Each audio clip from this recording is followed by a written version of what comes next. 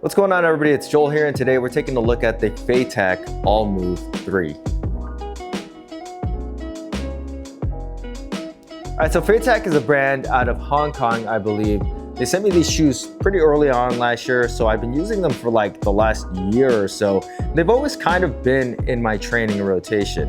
The Allmove 3 is a shoe that's designed actually for CrossFit. So you'll see a lot of the typical CrossFit shoe features all throughout the Allmove 3, but these have a kind of trick feature to them, and I'll go over that as we go through the design and the construction. So I'm gonna put aside the shoes that I have been wearing and show you what they look like straight out of the box. So this is a newer pair that they sent me. Nothing crazy on the actual box. It just has the little Q and then a Q or FETAQ logo on the back. It does come with a little carrying tote for your shoes, and then you have the actual shoe.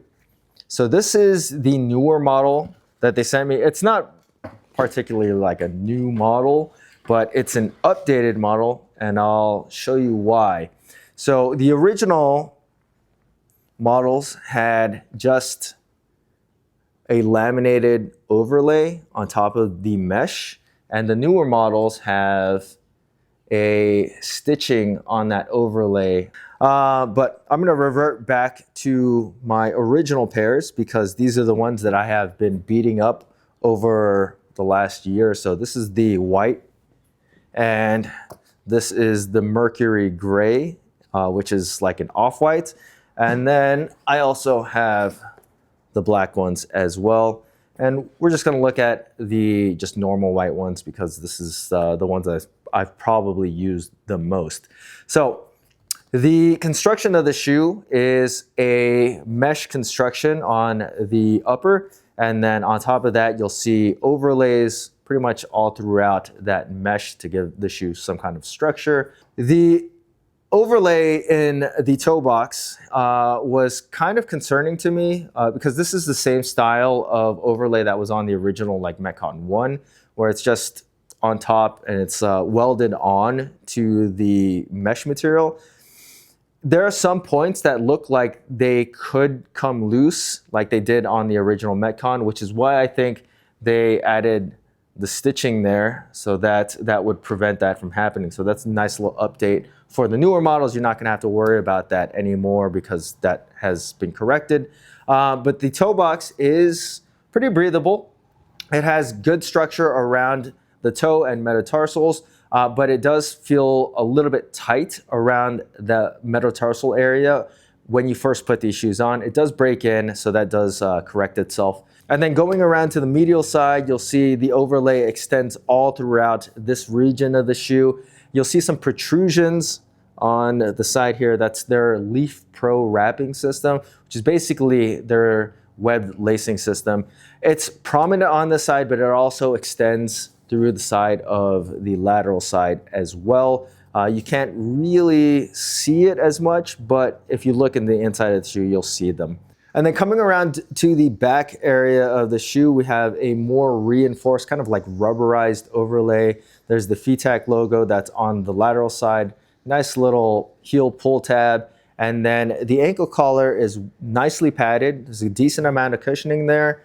Though I think the heel is a little bit kind of like pointy on this shoe. And then the tongue doesn't quite match the cushioning on the ankle collar, but it's fine. It is gusseted in the inside, so it doesn't shift around when you're wearing the shoes. The laces are kind of a soft lace. They feel pretty nice and they stay tight, so nothing to complain about them there. And then you have 1, 2, 3, 4, 5 sets of eyelets. The top one has a little Q on the top for the little FETAQ logo. Now looking at the side profile of the shoe, it kind of looks like there's a ton of midsole, but your foot sits much lower in the shoe, and that's mainly just sidewall. The midsole on the shoe is actually a dual density midsole, so you have a softer forefoot foam, and then you have a more dense heel foam. At the very back part of the shoe, you have a little TPU piece to help you slide up the wall when you do your handstand push-ups. It's pretty minimal and it's blended well into the heel shoe, so it doesn't like look goofy at all. The sidewalls on the shoe are an extension of the outsole. They are made out of rubber and they rise up a decent amount. They support the foot very well, which is something that I like about this shoe. And then there's a nice little outrigger that gives the shoe a little bit more contact area in the forefoot, more lateral stability in that area. The medial side of the sidewall has the same treading that is found on the bottom part of the shoe. It's kind of like a 4-leaf clover design. And I thought the grip on the shoe was actually pretty good. Grip doing rope climbs was also very good. I had no issues sliding down the rope as well, and I think that's because of the more bare lateral side. But one thing that happened to my shoes that I did rope climbs in is that the little clovers started peeling away and burning off. So if you do a ton of rope climbs in these shoes, I'm sure that this side is gonna look pretty bare in no time. While I have these black ones out, you do have some flex grooves in the forefoot. The forefoot is generally pretty flexible.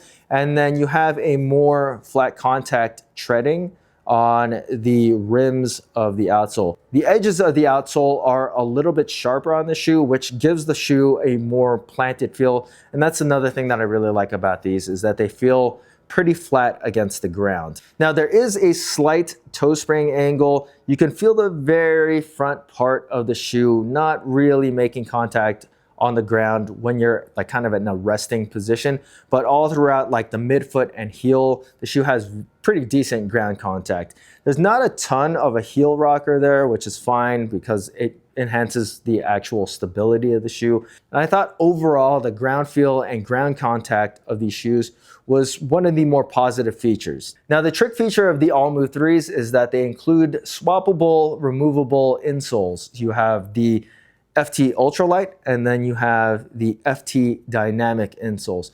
The Ultralight is the softer, lighter, more cushioned insole, and then the FT Dynamic is a more dense, more kind of responsive insole that has a pour-on shock absorber at the forefoot, and then it also has a TPU stabilizing midfoot plate. The one that I use more often is the Ultralight, mainly because it's a little bit lighter and I don't really think there's a huge difference in terms of stability when you're using the Ultralight in. That's also the one that you're gonna wanna use for like Metcons, any kind of running that you're gonna do, which probably not gonna wanna do a ton of running in these shoes, but it does just kind of soften up the shoe and makes it a little bit more flexible and obviously a little bit more light. If I am just doing dedicated lifting, then I'll throw in the FT Dynamic, which honestly isn't what I use most often, but there are the occasions where I will use these for just back squats or deadlifts, or even a Metcon where I'm not really having to move around all that much. The forefoot on this insole is actually, it's still very comfortable. It's still pretty thick. A little comparison of the two. The FT Ultralight is definitely a little bit thicker, but not by a ton.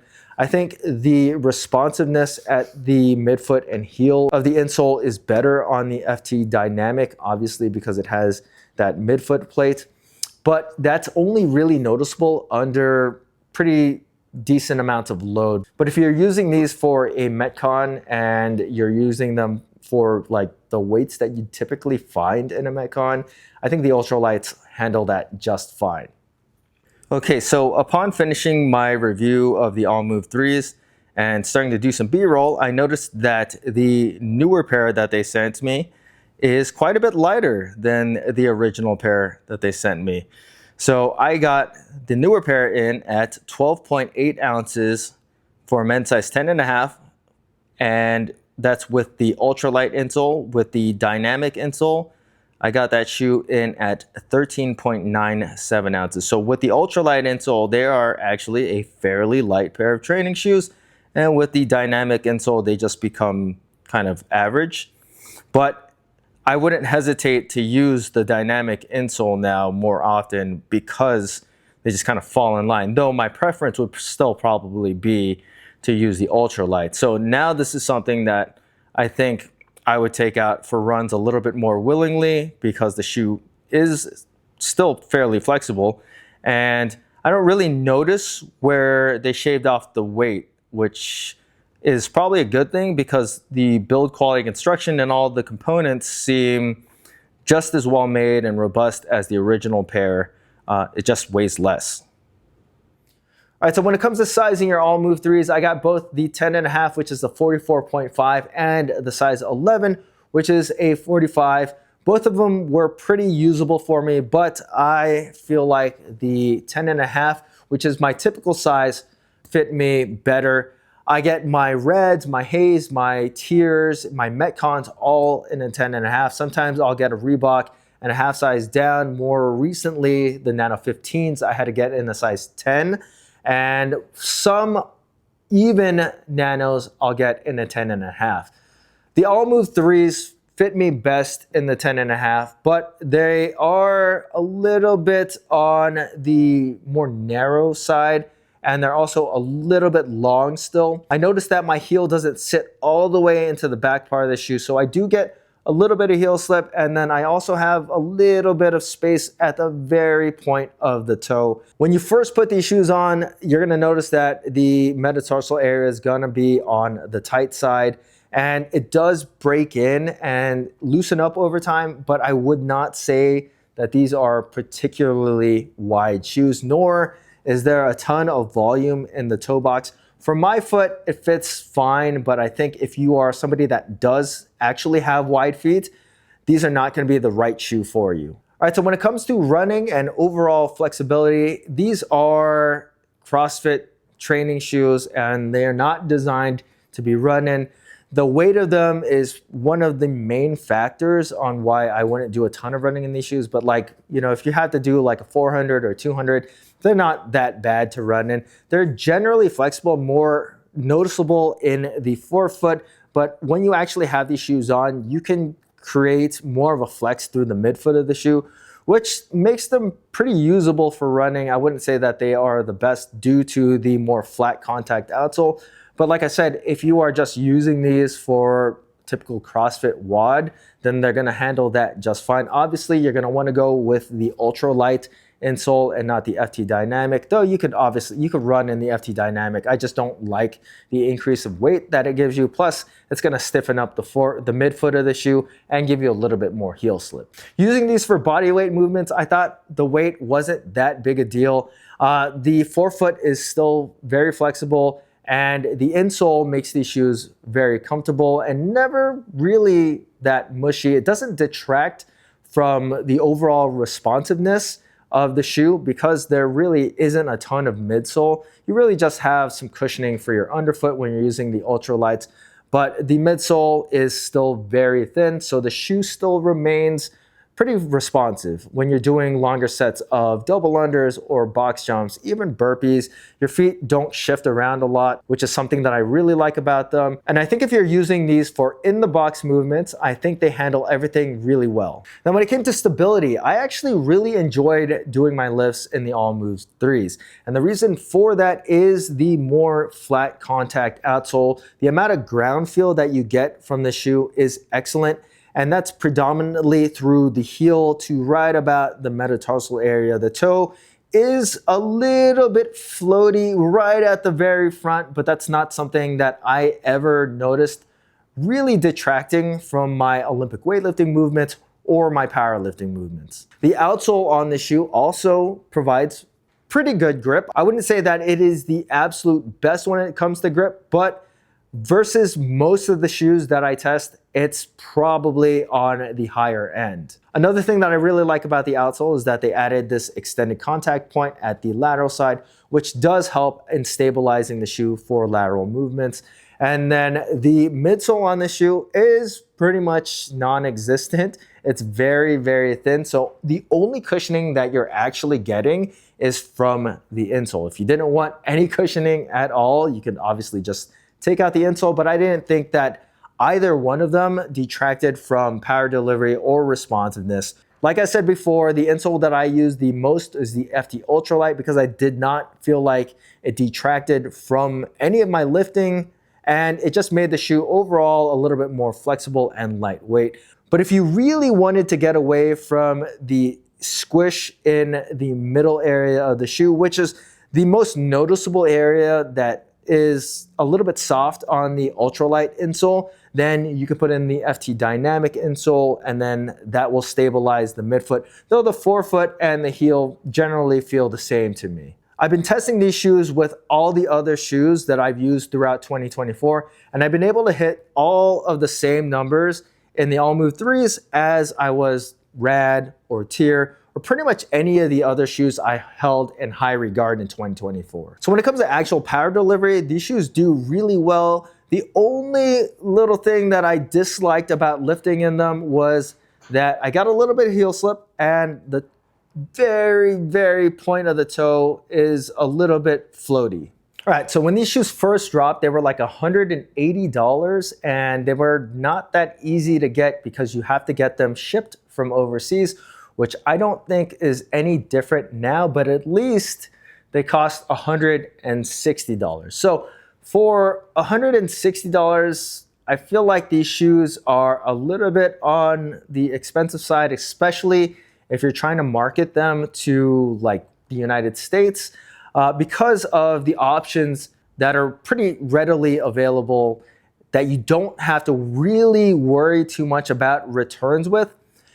But if you're somebody that's in Asia and you don't have as many options, then I think the Allmove 3s are actually a pretty good training shoe. When you stack them up against Red and Haze and Tiers, they, for the most part, do exactly the same kind of job. There are some things that I don't like about them, mainly the fit around the heel and the weight of them. But I think if you're looking for just a competent training shoe, then the FETAQs are actually pretty good. They're really nice to lift in. The flexibility is decent. They're not obviously the best running shoe, but no trainers are very good running shoes in the first place. I think one thing that might be kind of polarizing is the look of the shoe. I actually don't mind the way that they look. It's kind of a more plain looking shoe, but it's inoffensive. And I think if you wanted a more minimalist design, they really do that pretty well. Now, another thing that is kind of lacking on their side is the amount of colorways that you can get. You can get either 3 whites with one that has a mint outsole and midsole, and then you have like a darker gray, and then you have black. So there's not a ton of colorways. I mean, they're all pretty neutral besides the green, which is sold out, so you can't even get that. So I think that they can improve in that area. But overall, I do think that the FETAQs are a pretty good training shoe. Are they worth the amount of effort to get if you live in the United States? I don't really think so. But if you're somebody that doesn't have the access to the same options that we do have, then I think that going with these, if you don't have the option to buy Rads, is a pretty sound choice. So if you have any questions about the FETAQ Allmove 3s, feel free to leave them in the comment section. And as always, guys, please hit that like button, subscribe, and thanks for watching.